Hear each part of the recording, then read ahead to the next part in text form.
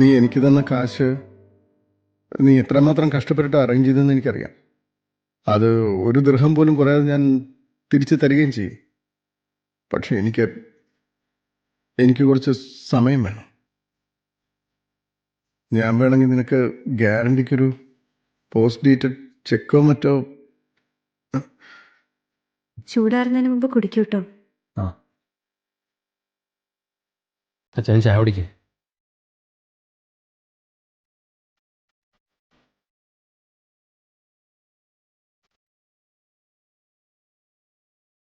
Jerry,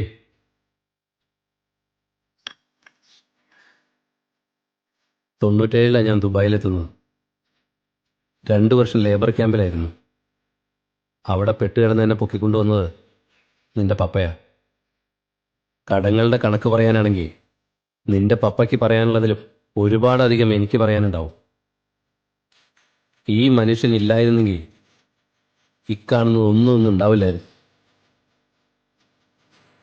എൻ്റെ പണം ജേക്കബച്ചായൻ്റെ കയ്യിൽ ഉണ്ടെന്നുള്ളത് തന്നെയാണ് എൻ്റെ ഏറ്റവും വലിയ ഗ്യാരണ്ടി.